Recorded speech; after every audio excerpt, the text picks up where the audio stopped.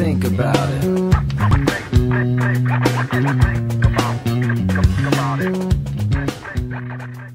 This is Interstellar Realities Radio.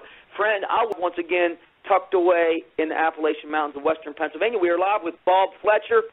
Okay, well, it's my pleasure to be here. Well, Brother Bob, we're here tonight to talk about one of the greatest conspiracies that's probably in the last 100 years at least. Planet X is making a comeback right now. Now, I said 100 years. Obviously, Planet X goes way back beyond that. But, you know, it didn't really start coming to the surface until really, from what I've researched, from 1900 until now is when it really started coming to the surface. And more specifically, it seemed like after 1970 into the mid-'80s it was really talked about, and then it disappeared, and now it's making a comeback. So let's just take a moment and talk about, because I believe Planet X is tied into the sixth seal in Bible prophecy. I believe it is probably almost sure what causes that sixth seal. But could you just let's open it up there. Sure. And let's talk about Planet X, and just give me all you know on the subject. And where did it start with you? That'll take a couple of months, but let's just scrape on the surface today. About 3 years ago, I started looking at something that had been brought to my attention by several people, and it was basically the fact that there was huge, not millions of dollars, but billions of dollars and even trillions of dollars with a T disappearing out of the federal budgets. So we're talking much more money than I was used to chasing.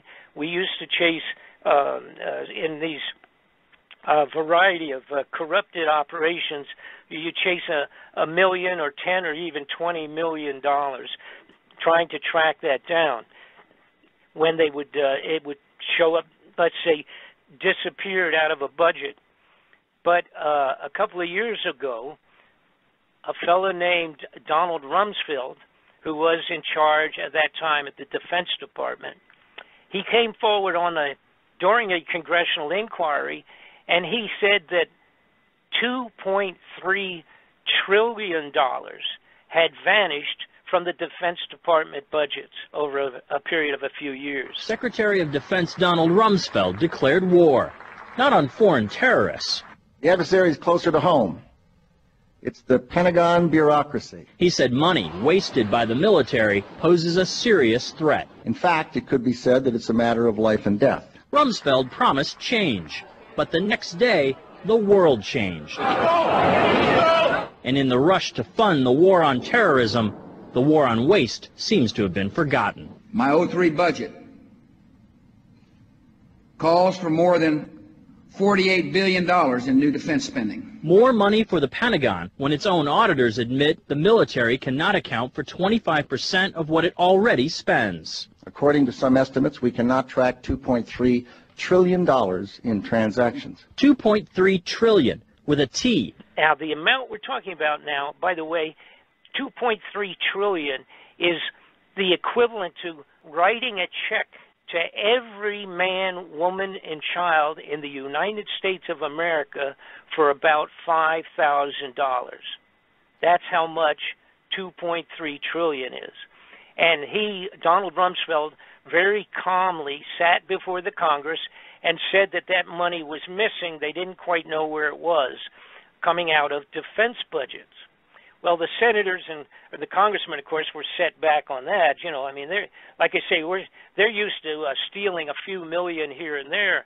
But when you start talking that kind of money, that's pretty serious. Because this is what's happening, ladies and gentlemen. Every so often, Rumsfeld comes out and goes, I don't know where. I don't know when. But something awful is going to happen. Thank you. That's all for today. No further questions.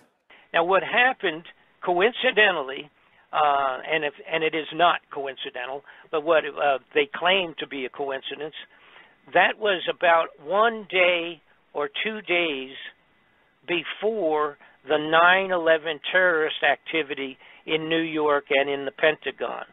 So when 9/11 took place, a day or so after Donald Rumsfeld admitted that they had lost $2 trillion.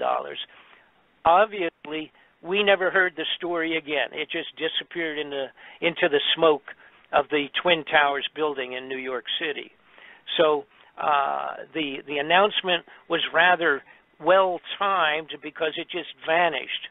So following that, some folks had brought, of course, to my attention the fact that Mr. Ron Paul in the Washington, D.C., had come forward and had asked the Federal Reserve System if he could get an audit on the gold, because the gold out of Fort Knox has been rumored to be gone. It is gone. There is no gold in Fort Knox any longer. And when Ron Paul came forward on the floor of the Congress, the Senate, he asked for have an audit of the gold to make sure that it was all still there, and they told him to simply go away. You get nothing. You lose. Good day, sir. Because the Congress and the Senate has no right to even look into the Federal Reserve operations. They cannot request. We cannot request through the Senate or the Congress an actual legitimate audit of all the Federal Reserve gold that supposedly is in Fort Knox. Now, what also happened within a few months, of course, we got to remember back 2010, that period of time, 2008, was when the world banks were in a serious financial crisis. You had Greece, and several of these countries are actually on the border of bankruptcy. And the Federal Reserve in America had to lend them money and put money into bolster up the international banking finance, or it was all going to crash. And that was back around 2010, around that period of time. Now, at that time, Germany and several other nations had come forward and had asked the Federal Reserve the same thing that Ron Paul had asked, and that was, we need an audit because the foreign banks, a lot of people, if you're not into this, you would not know it, the foreign banks around the world for many years have put billions and billions of dollars of gold bullion from their different nations around Europe and around the world, South America, etc. They had deposited tons of gold in the Federal Reserve. When Germany and 6 or 8 other nations came forward in about 2013, 2011, that period of time, they came forward and they said, we need to take some of our gold out of Fort Knox and put it back into our own reserves here so we can stabilize our financial condition. Guess what happened? The Federal Reserve System told those countries that they could not have any gold out of Fort Knox. And the best that they could do for those countries was to give them an audit of the gold, but that would not be until 2020.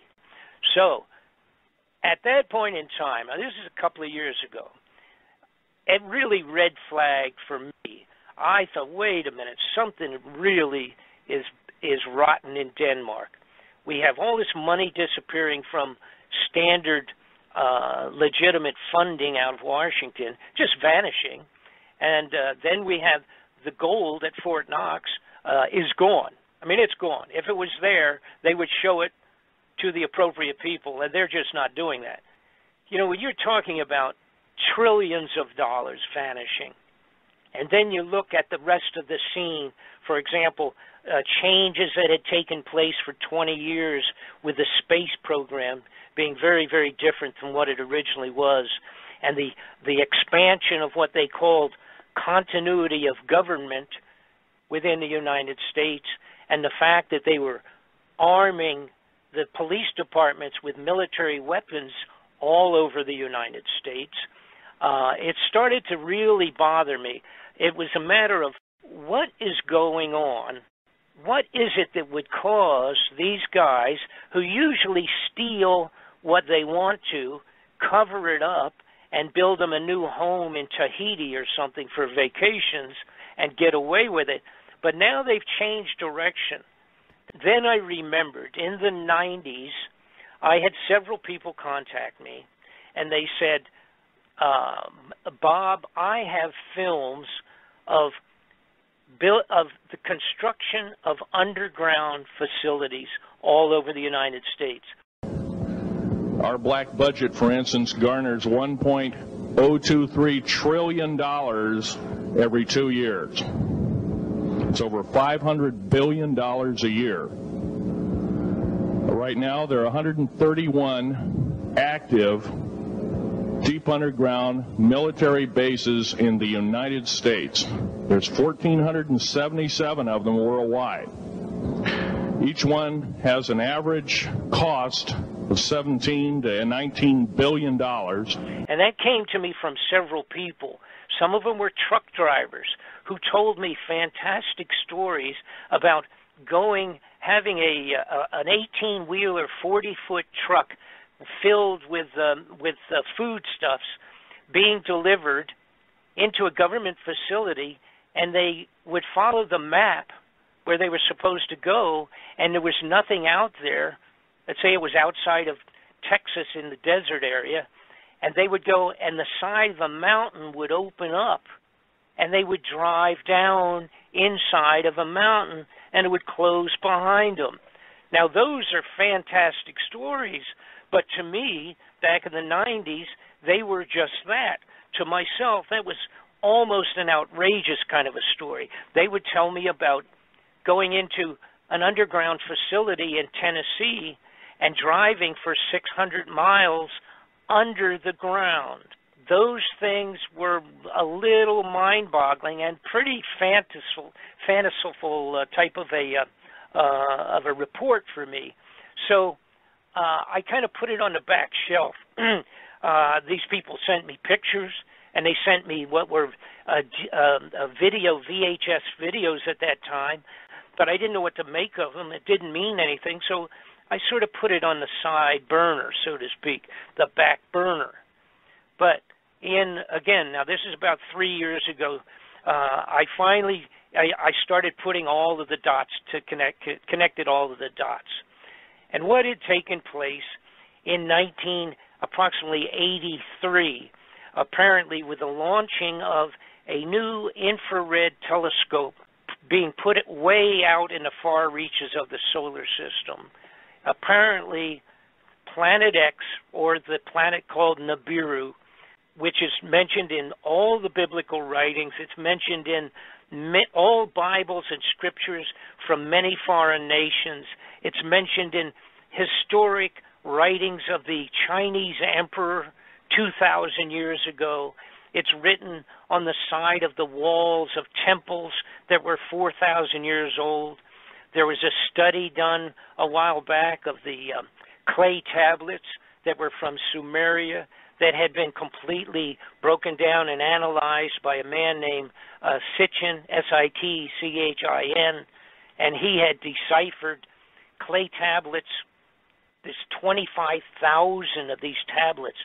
They actually went back 4,000 years, and they described NIBIRU, the Planet X, and its relationship to coming back like Halley's Comet, coming back and going around the sun every once in a while and then going way back out again in orbit, way out past Pluto, and coming back again in a couple thousand years. And this coincided with the biblical talk. It was called wormwood in the Bible, and it's described in, like I said, a whole multiple of biblical scriptures of sorts coming from around the globe, 2,000, 1,000 years ago, 2,000 years ago, 4,000 years ago in the case of the Sumerian clay tablets. So what they described is NIBIRU being a planet in a huge elliptical orbit, similar to that. Like I say, I compare it to Halley's Comet that comes by every 75 years. There's another comet that we recently discovered that came around in 1997. That was called the Hale-Bopp comet. It is similar to Halley's comet, except that the orbit that the Hale-Bopp comet is in has been calculated to be 4,200 years. Now that's 600 to 800 years longer than the proposed orbit of NIBIRU, or Planet X. So originally I thought, wow, you talk about 3,000-year, 3,600-year orbit of a planet. That's really amazingly large. I thought almost that was ridiculous.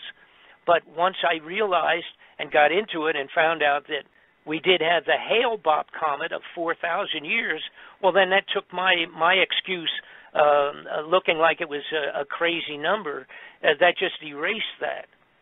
So I started studying the people that really have been into studying the planet X or NIBIRU for many, many lifetimes, or a long time, or following up on other people's studies. And there's several people that have spent their entire last 30 or 40 years just studying the astronomical potential of Planet X.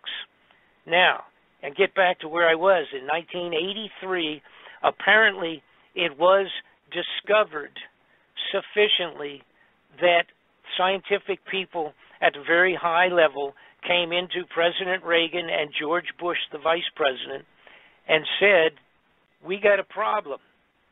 It looks like now we found Planet X that's been talked about, like you mentioned earlier at the beginning. It's been talked about at least and written about, of course, going way back, but been in modern times.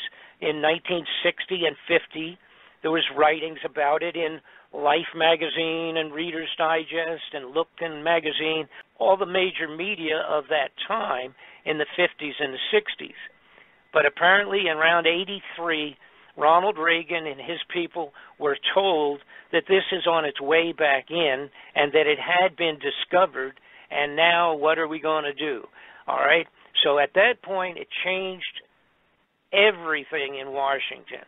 And what you had now was this handful of large numbers of, I'm going to refer to them all as, excuse me, criminal, corrupted persons out of government, and they decided that what we have to do, obviously, is if this thing's coming back, we've got to expand underground facilities that are going to hold enough people so that our families and our immediate, most important, wealthy people of the United States are going to have a place to hide. They called it continuity of government, and they built 103 of these underground facilities underground in the United States. When I started investigating, I ended up being able to get plenty of information on them, including most of the locations.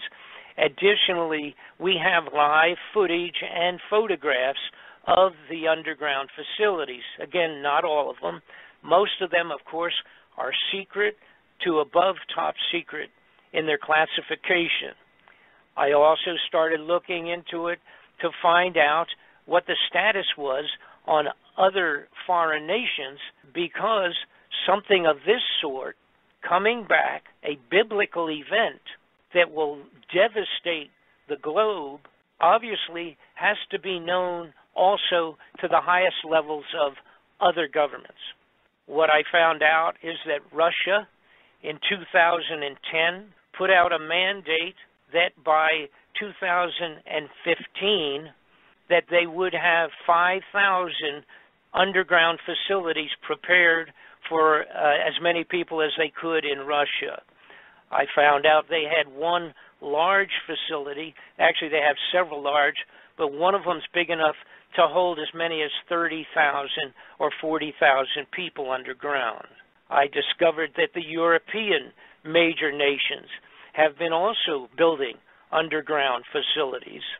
And then I also discovered, which anybody can look up because it is part of public information in general, you can look up what's called the Seed Vault of Norway or Denmark. They have built a giant international cooperative seed vault, maintains billions of seeds in the to be hidden away. It's underground in the side of a mountain. You can look it up on a computer. Just put International Seed Vault, and you can find it yourself on the computer. This is a storage facility maintaining all of the necessary seeds to reseed the globe, the entire face of the earth, or as much as they want or can, after the complete devastation similar to the original floods of Noah, which is what NIBIRU, Planet X, will potentially bring upon the globe when it comes close to the earth. Now, I'm going to take a brief pause here and get a drink of water, and if you have any questions up to this point in time, feel free to shout them out at me and let me know what you would like to ask. Absolutely, Brother Bob. I'm telling you, this is getting better and better by the minute. Wormwood in the Bible, to me, is more referring to a meteor falling into the waters, and I don't believe it's specifically talking about Planet X. However, Doug Elwell, author, says, author of the Planet X and the Sign of the Coming of the Son of Man, says he sees Planet X in the Bible through his understandings of Scriptures. Now I myself, I draw more of a speculative conclusion that the apocalyptic events in the Bible that are talked about in the tribulation are brought about by Planet X. I can't say I can see it clearly in the Scriptures, although I do believe it can be theorized that Planet X is the cause for some of the biblical events talked about concerning Bible prophecy. And that's I do have that theory. Sure. Because okay, however, this is going to answer your question, and it fits both cases, both case situations. First off, it's not going to be a theory, all right? It's been researched sufficiently that the Planet X has come around several times in the past. Now, and when it has happened, it has varied in the degree of devastation. However, it has come around several times, and this is documented geologically, etc. But here's what you're looking at that fits both, or actually 5 situations, if you will, but at least the 2 that you mentioned. And it's not a matter of theory in terms of the wormwood and meteors falling. Sure, because that's the Scripture right there. That is going to happen.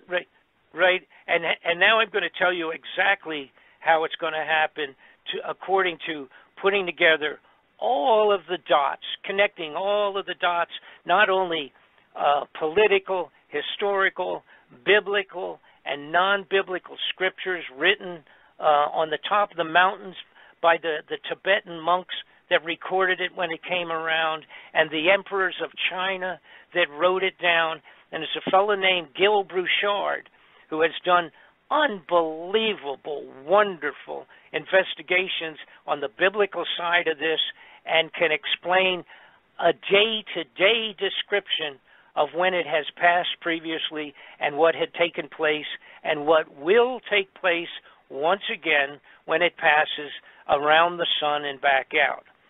Gil has been on the show. Okay, you know Gil, you know his work. I am completely in line with about every single thing that Gil has come up with, but the only difference between he and I is that I brought in all of the other dots. I've connected the politics, the money, the theft, the fraud, and the corruption, and put it all together, the underground facilities that have been built by these people, stealing your money and our money to build them, by the way. You know, billions of dollars under the ground in these facilities. They're so huge, they would take your breath away. Now, let me get back to my point, though. Here's the basics of what is described to most likely take place, and this relates to the Scriptures, and I'm calling it that because it's just written word, not only biblical, but of all other ancient scribes that have put all this down in black and white, so to speak, going back many years, when they have actually some of the people that had survived the previous passes and wrote about it and inscribed it in clay and did it in bronze castings and things of that sort, describing what took place. And of course, they didn't understand what it was, but they described it exactly as it most likely will happen again. Now, here's where it fits into wormwood and the meteor falling into the water and all of that. That's all obviously written in reasonably plain words in the Bible, so to speak. You don't have to draw too many wild conclusions about what's being described as things splashing into the ocean, etc., and causing great tidal waves, by the way. Tidal waves are going to be unbelievable, tsunamis when this comes around. But it will also be, part of that will be like Noah's flood, and it will be this planet, which is calculated to be 5 times the size of Earth, will have a gravitational effect on the Earth that hasn't been seen since it came by the last time. Now, here's what basically will take place. When it comes back around, it will come in, and this is even according to Gil Broussard's wonderful work that he's done. It will come in and circle around the sun. It will go behind the sun. When it does, you have to remember this is going to be similar to what we see when we watch the Halley's Comet. When it goes by around the sun, but it's way, way, way out, and it's basically, that's just a frozen snowball, to make a simple description of it. So it comes around the sun. It has a long tail behind it, dragging behind it, goes around the sun, goes back out in a short time later, and goes back out for 75 years, not to return again for 75 years. The Hale-Bopp comet that I mentioned earlier does exactly the same thing, but it was bigger, by the way, than the Halley's Comet, and it drags its tail around behind the sun and then goes back out again, heading towards the far reaches of the solar system again. Now, when Planet X or NIBIRU comes around, the difference is, number one, it is a solid mass 5 times the size of Earth. It will cause an eclipse of the sun for a period of time. It has 3 or 4 planets that are actually, I'm going to refer to them as moons, that travel with it and travel around it, similar to the situation with our moon relative to Earth. The moons will be dragged around with NIBIRU at the same time, and then we will have a tail of debris being dragged along, gravitationally sucked along behind this original primary planet NIBIRU. When it comes by, it will travel behind the sun. The Earth, on its regular rotation around the sun, will in fact pass through the tail of NIBIRU. When it does that, you will have the equivalent of the biblical meteorites that fell upon the earth in hail and brimstone. They didn't know how to describe it, but basically we're going to have flaming meteors of different sizes, meteorites, crashing. Actually, we will be crashing through that debris. It will take about an hour travel time to pass through it. Then, bearing in mind now, the NIBIRU would be ahead of the Earth, going around the sun, and it will take about 155 days for NIBIRU to come out the other side and head back towards outer space once again, not to come back for some unknown period of time. Now, there's a debate between 2 or 3 different groups of people that have been studying this, and that's okay, because it doesn't affect the bottom line on this. The debate is whether it comes around in 3,005 or 3,600 years, or if it comes around 350 years, which is closer to the figure that Gil Broussard believes in, doing his studies. and he has very good information to back that potentially up in terms of the numbers of years. All right, so here's what I'm saying, where it doesn't make any difference to you and I. If this comes around in our lifetime, then we're talking, it doesn't make any difference if it's been out for 3,000 years or if it has come around 10 times 300, which would be 3,000 years, and coming around 10 times since that same period of time. So in other words, it doesn't make any difference if it's 3,000 or if it's coming around every 300 and 350 years. It does not make any difference, because if it comes during our lifetime, we are the ones that will have to face whatever it will bring with it. And the meteorites, those things where the biblical students talk about that being what is written of in the wormwood, I believe what it is in reality, it is NIBIRU itself is the wormwood, and all of the debris that will hit Earth when we go through the tail of that thing. Actually, we will plunge through the tail, and it will take whatever. I think it's about 1 hour of actual going through the tail itself. It's actually mathematically been analyzed, but that will bring with it. You see, that will bring with it a multitude of meteors, etc. And I must say this: we already have an increase and a multitude of effects today from NIBIRU. Now, when we talk about the effects of NIBIRU, see, it's the problem is going to be it's a multitude of effects on the Earth. You know, unless you really get into studying the planets, etc., and become astronomically educated, which I don't pretend to be. I'm the messenger relative to that information put together by 1,000 astronomers and scientists over a couple thousand years. And I don't pretend to be the 100% expert on all of that. But I was able, because of my background, I was able to connect the dots, to make sense out of things. It's like, why wouldn't, for example, over all since 1983, which is a period of time when this, I believe, the realization really settled in to the bad guys in Washington that this was a reality and was going to change their lousy, corrupted plans, because all of a sudden they had to worry about survival of their own families. So it changed things from just plain stealing and going about their normal one world government concept. This sort of threw a monkey wrench into it. The wealthiest are all digging holes to go underground. They have them finished for the most part. They're continuing them, making them better, making them bigger, and making them more full with survival materials and foods for themselves in the United States and all the rest of around the globe. Now, relative to the Mideast, see, that's all amazingly biblical. The outrageous increase and expansion of this ISIS group.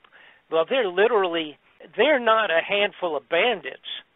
They have billions of dollars that they have stolen. They went, I'm not counting what they may have different countries backing them that we don't know about, corrupted governments, but they literally went into bank after bank and stole every penny that was in there, whether it was American dollars, gold on deposit, or in fact dinars, their own money. They have billions of dollars in their pockets. They have stolen billions and taken over billions of dollars worth of extraordinarily serious weapons. These guys have serious weapons. They're not throwing stones and picking up pistols with six-shooters. They have missiles. They've got everything you would want to continue what they're doing. It is biblical, obviously. It's the amazing confrontation of the Muslim versus the Christians. if people don't realize that and how biblical that is, they might as well just go back to sleep and have another drink, because they're just not paying attention. Now, the timeline in 1983 being approximately when it really was seriously accepted in Washington that this thing was coming back and it's going to really do a number on the earth, period. It will constitute Noah's floods once again. The earth, more than likely, will end up tilting 26 degrees on the axis of earth. The biblical accounts and the worldwide accounts, going back to the old emperors in China who wrote these things down in diaries, and they literally tracked what they called the flaming dragon or the visiting star. They tracked that across the sky for the 155 days that it took to go around the sun and back out. During that period of time, on the entire globe, there was global reaction of floods, crazy weather, meteor storms, fires, everything that you could imagine. And by the way, one reason that they know that it was a 26-degree shift of the axis is that one of the a particular thing called the sky disk was discovered that was literally a 12-inch Bronze Age disk that on it is the description of the passing of NIBIRU causing the blocking of the sun, the eclipse of the sun for a period of time.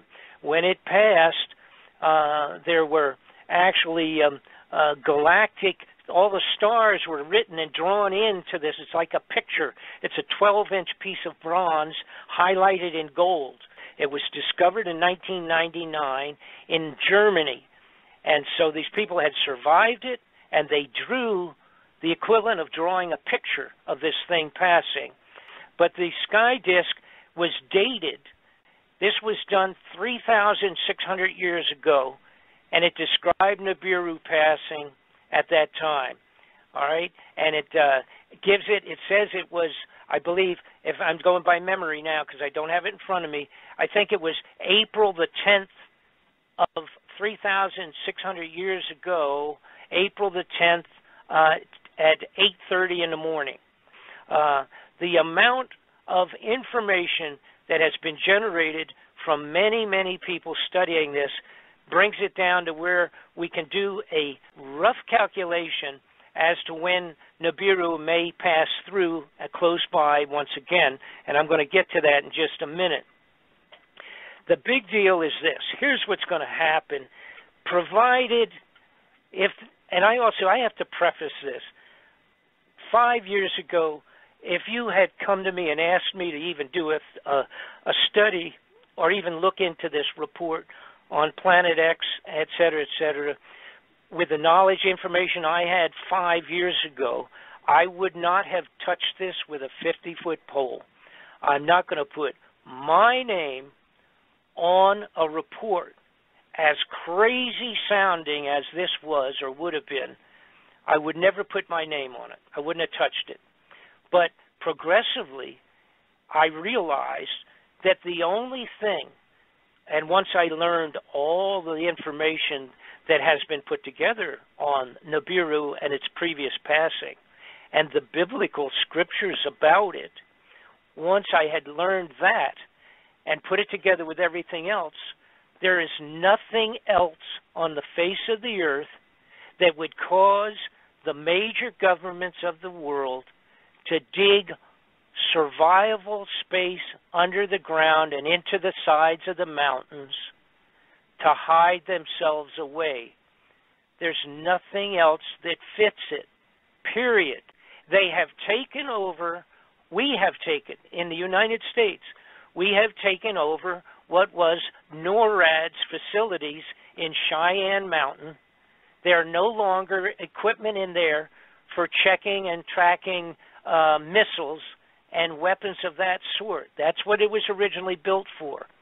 It has been taken over. It is one of the new hideouts for the elite to run into the mountains when NIBIRU passes close. It's one of the 100 and some that we have in America. The Chinese have thousands, and I have pictures and films of this. The Chinese actually have facilities so large under the mountains, into the mountains, and the sides of hills that they have stored entire fleets of airplanes and battleships. Now, it's been calculated related to all of the information put together, put into a computer and kicking out the analysis of the most likely time for its return, the second least likely time, and then the third very least likely time to be passing back by.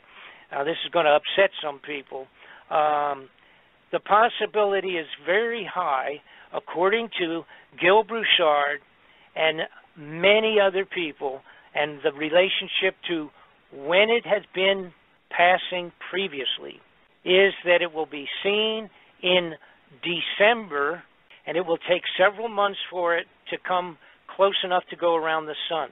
But it will be seen in December of this year.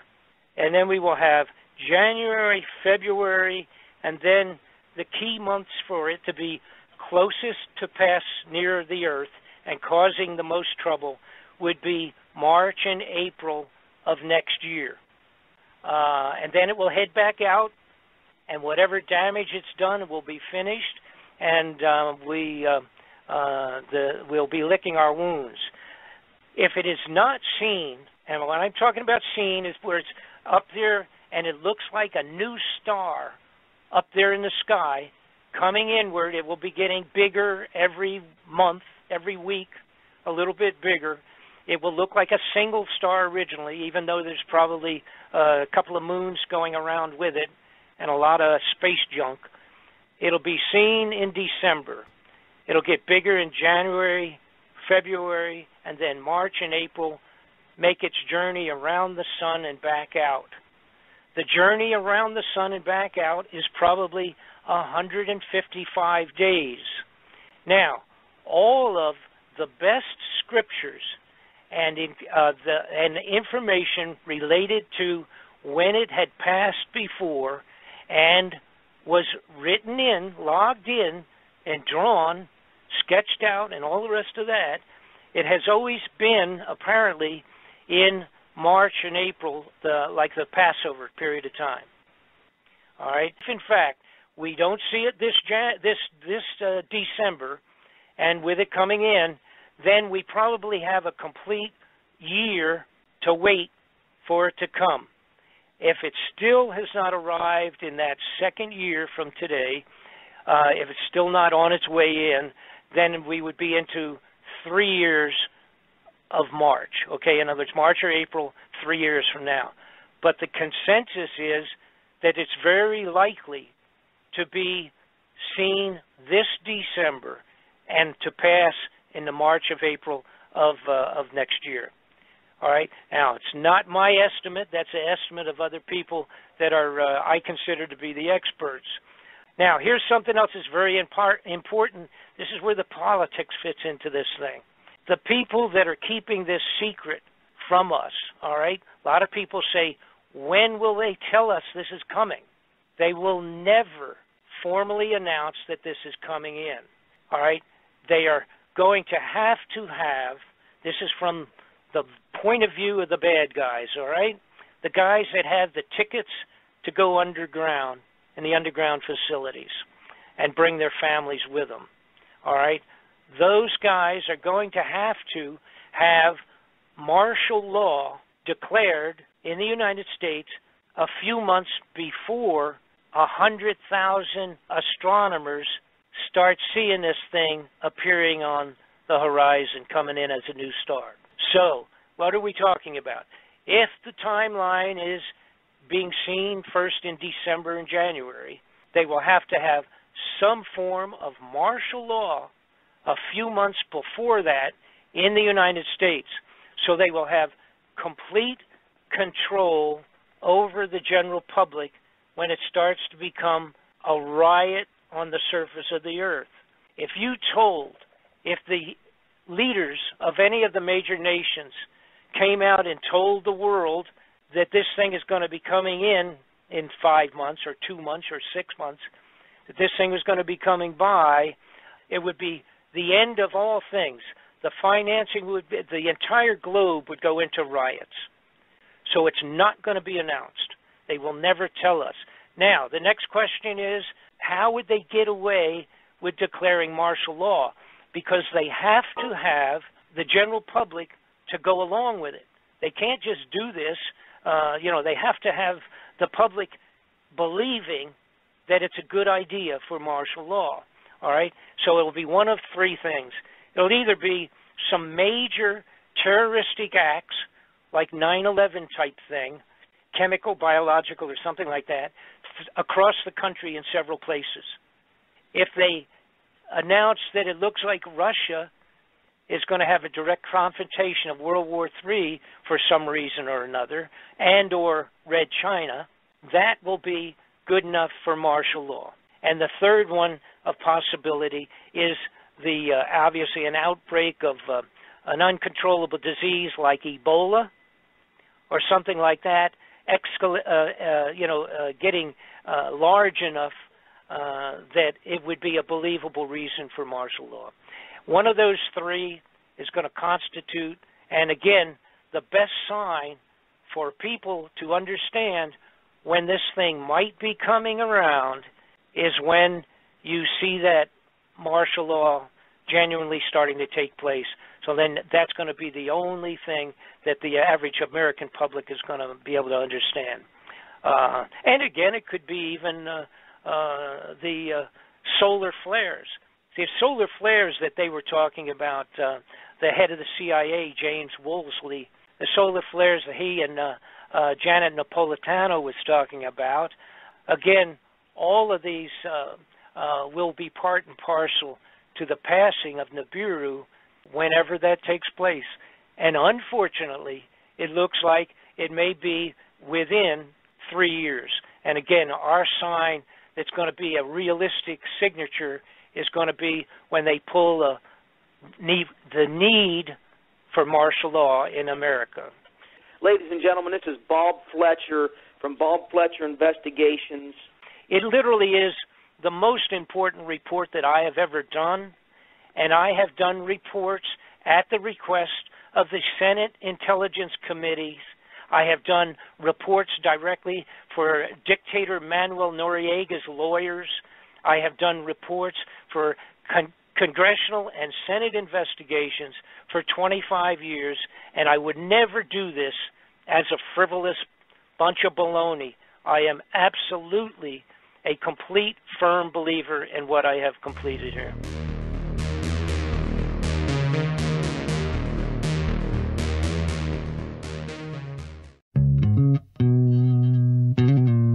Just think about it.